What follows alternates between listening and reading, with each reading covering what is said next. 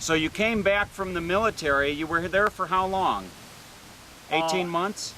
Well, I was in the military for 18 months. I was in Japan for a year. Okay. And then so when you got back, you came back to Cleveland. Right. And what did you do when you got back? When I got back, I went to Miami University in Oxford, Ohio, took pre-engineering. Okay. Were you a pretty good student? Pretty good.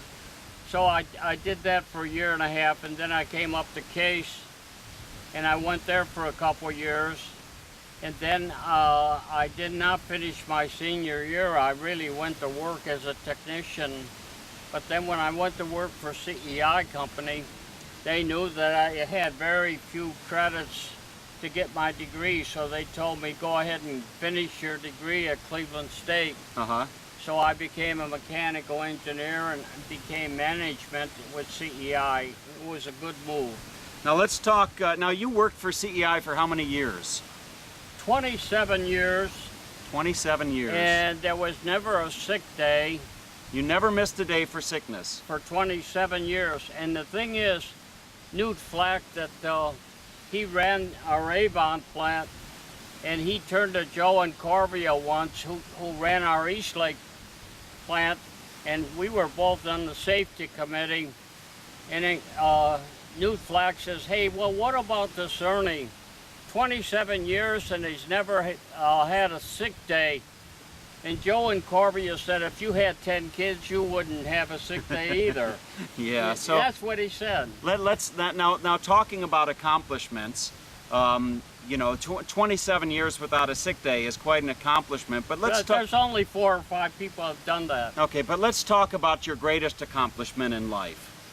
Greatest? Your greatest accomplishment in life. You've told me many times it's having raised 10 children. That's about the greatest accomplishment. Sure. Now raising 10 children in today's times is unheard of. You wouldn't have 10 children today.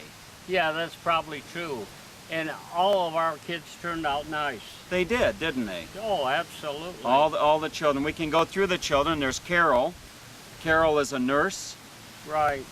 You know, and then John's got his business designing kitchens. Right.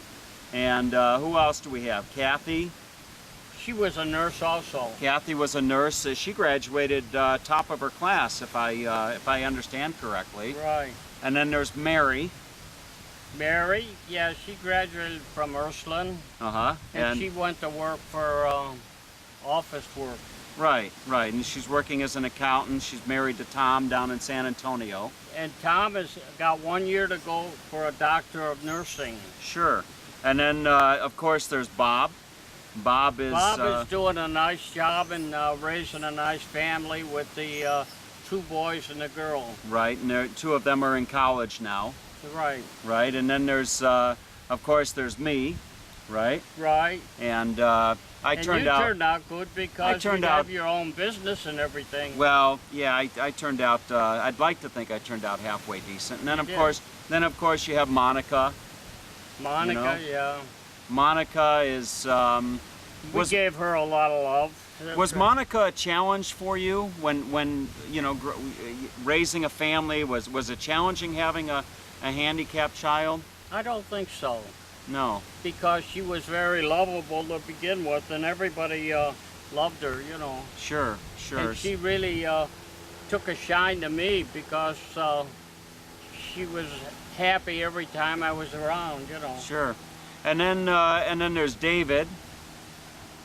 You know, David turned out nice too. He graduated from John Carroll. And then got a nice job. And then there's Mike. Mike, I like to call. Mike's a civil engineer, and he's also a professional engineer, which he has to be in Florida. Sure.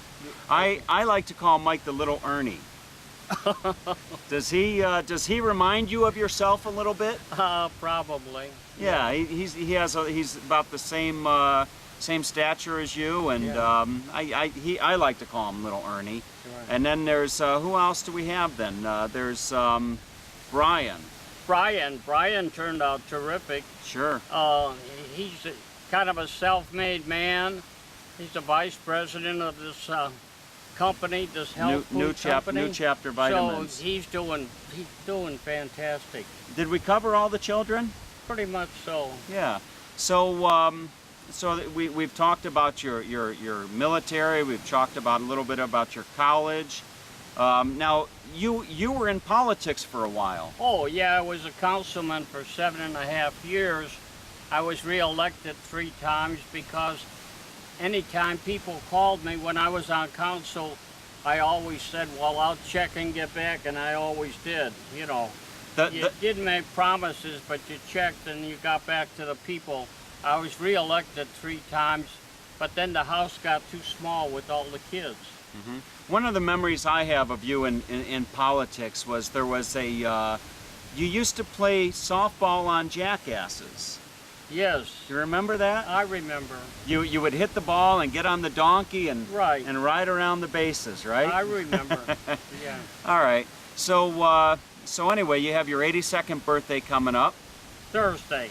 Thursday. Any special plans for the 82nd? No special plans. Yeah. And you're so aside at 82, you're still going strong. Well, they're gonna check the arteries in the neck on Wednesday. Uh-huh. You know. And you're swimming still?